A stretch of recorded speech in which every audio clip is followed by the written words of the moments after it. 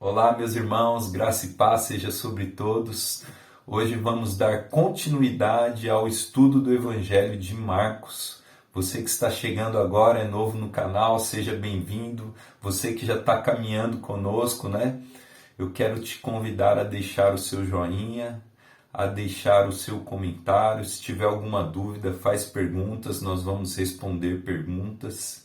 Eu quero que você compartilhe com outras pessoas, porque quando você faz essas ações, o YouTube entende que esse conteúdo é relevante e ele compartilha para outras pessoas, né? E o nosso interesse é também que outras pessoas sejam alcançadas com aquilo que Deus tem nos dado, Deus tem repartido conosco, tem nos abençoado, e aquilo que tem nos abençoado nós queremos compartilhar com outros também.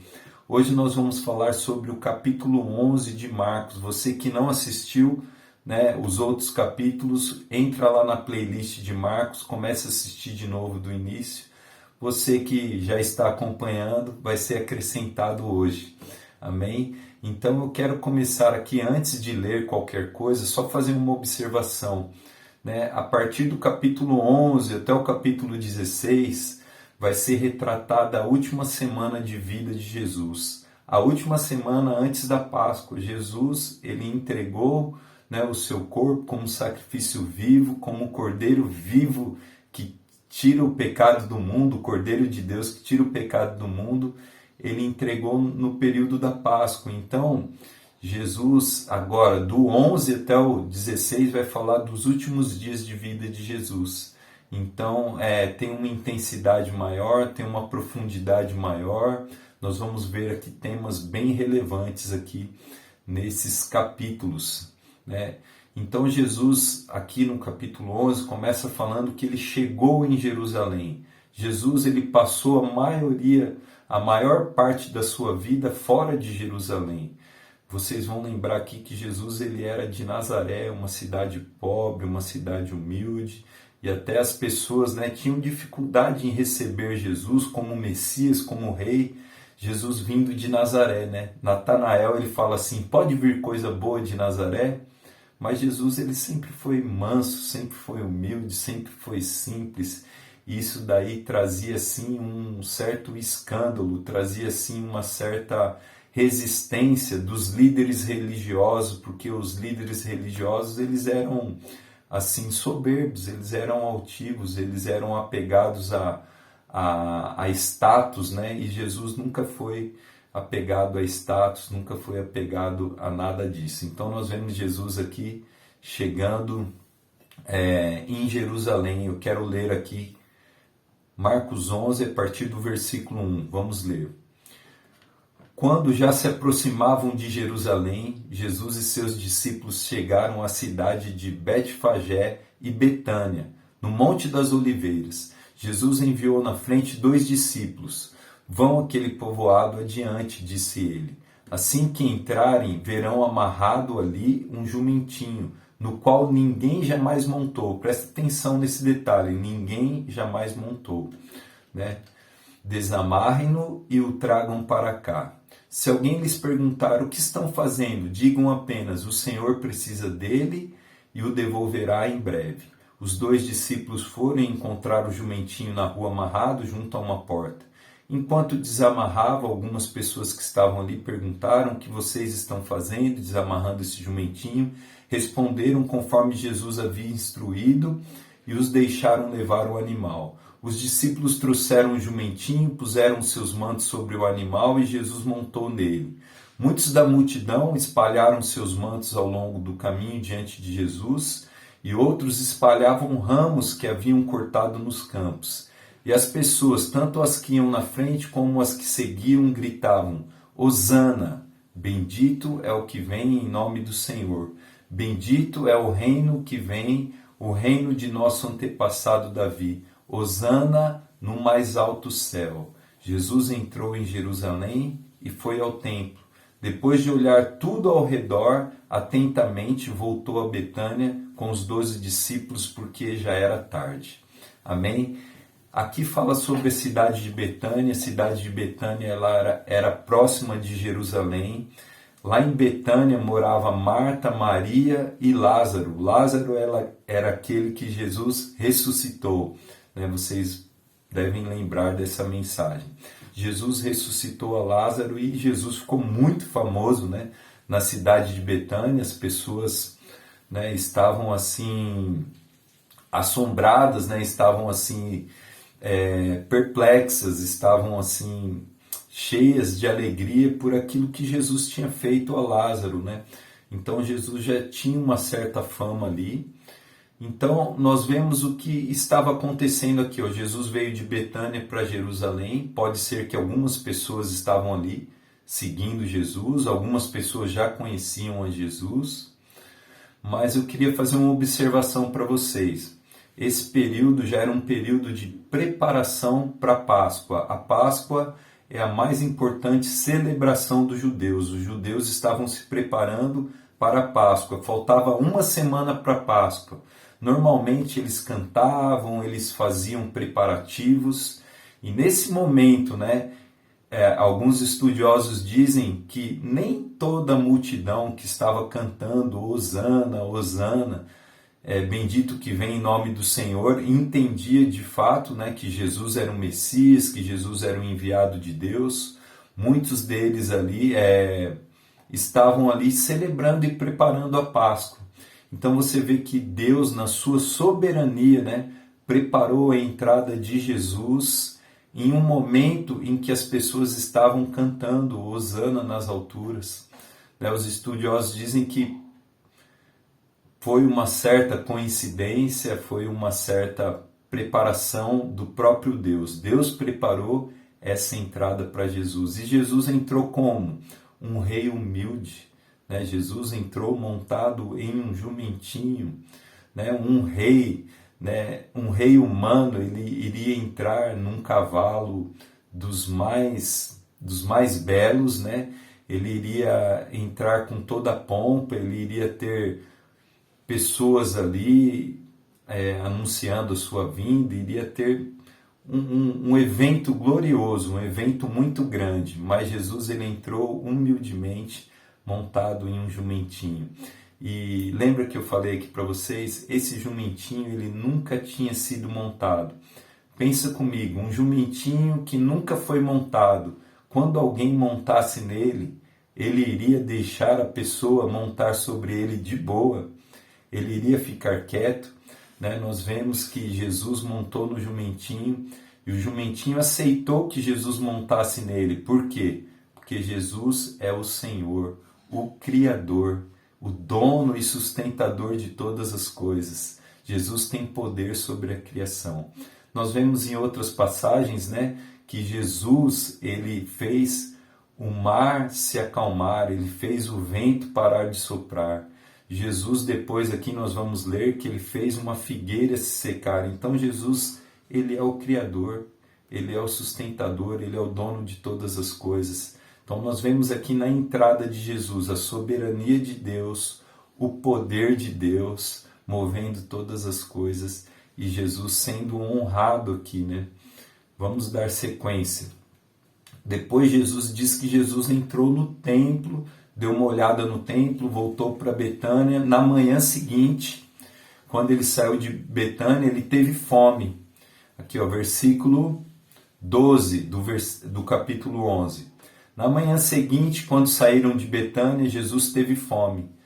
Viu a certa distância que havia uma figueira cheia de folhas e foi ver se encontraria figos. No entanto, só havia folhas, pois ainda não era tempo de dar frutos. Então Jesus disse à árvore: nunca mais comam de seu fruto.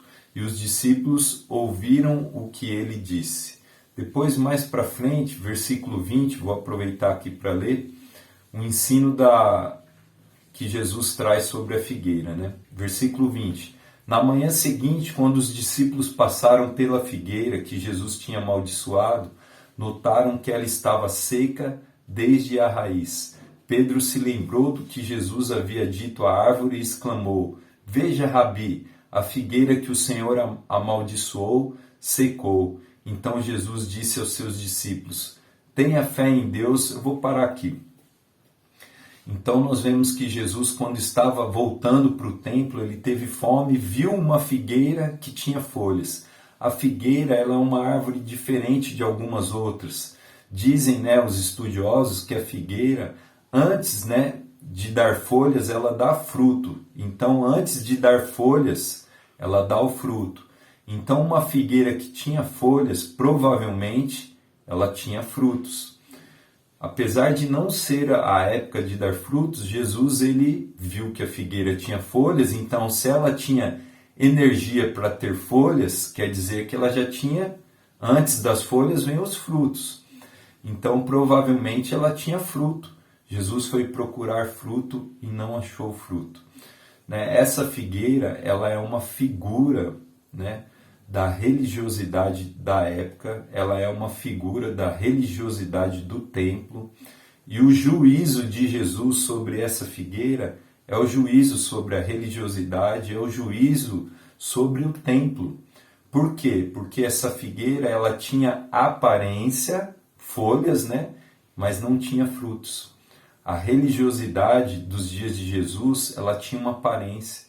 Os fariseus, eles tinham discursos, eles tinham vestimentas, eles tinham aparência. O templo, ele era suntuoso, ele tinha aparência, mas não tinha frutos. E o Senhor, ele procura em nós frutos. Jesus, ele não se engana com as aparências. Jesus viu a aparência, mas ele não se engana com as aparências. Nós não podemos enganar o Senhor vivendo uma vida de aparências. Nós não podemos enganar o Senhor. Nós podemos até enganar as pessoas, né? As pessoas podem pensar, olhando para nós, para a nossa aparência, que está tudo ok. Mas Deus, Ele sabe. Ele conhece o mais profundo. E Deus, Ele não procura aparência. Ele procura frutos. Então fica aqui o ensino da videira. Depois vamos ler aqui sobre Jesus purificando o templo, né? Até engraçado não, né? Nos deixa assim pensativos, né? Jesus, ele se irou, né? É uma faceta assim de Jesus que nós temos dificuldade, né? Muitas pessoas falam Jesus, ele é amor, Jesus, ele é bom, Jesus, ele é o cordeiro, mas Jesus, ele é o leão. E Jesus se irou com algumas coisas que estavam acontecendo no templo. Vamos ler aqui, ó, a partir do versículo 15.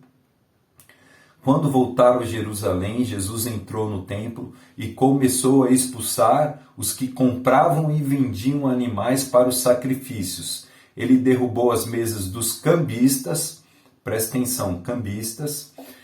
Ele derrubou as cadeiras dos que vendiam pombas, então, ó, cambistas, vendedores de animais, e impediu todos de usarem o templo como um mercado. E os ensinava dizendo: as Escrituras declaram, meu templo será chamado casa de oração para todas as nações, mas vocês os transformaram num esconderijo de ladrões. Por causa disso, olha o que aconteceu, versículo 18. Quando os principais sacerdotes e mestres da lei souberam o que Jesus tinha feito, começaram a tramar um modo de matá-lo. Contudo, tinham medo, pois o povo estava muito admirado com o seu ensino. Depois que Jesus fez isso, depois que Jesus se irou ali, confrontou os cambistas, os vendedores de animais e aqueles que comercializavam e ficavam transitando no meio do templo, Jesus provocou a ira, dos religiosos. Por quê? Porque ali o templo tinha se tornado uma fonte de lucro para os religiosos. Jesus, ele está virado não com o comércio em si. Muitas pessoas pegam esse texto fora de contexto e falam assim que não pode vender coisas na igreja. O problema não é vender coisas na igreja. O problema é a motivação da venda, O problema é a venda com uma suposta promessa. Muitas vezes nós podemos ver nos nossos dias de hoje, lugares que as pessoas vendem objetos com promessa de segurança, com promessa de prosperidade, com promessa de cura, mas os objetos em si não têm esse poder. quem nos protege é Deus, quem nos cura é Deus, quem faz milagres é Deus, não são objetos. Então Jesus ele estava também irado aqui com os cambistas. Quem eram os cambistas? Câmbio é um lugar onde se faz troca de moeda. Nos aeroportos tem as casas de câmbio, né? Ali no templo existia uma moeda que era usada.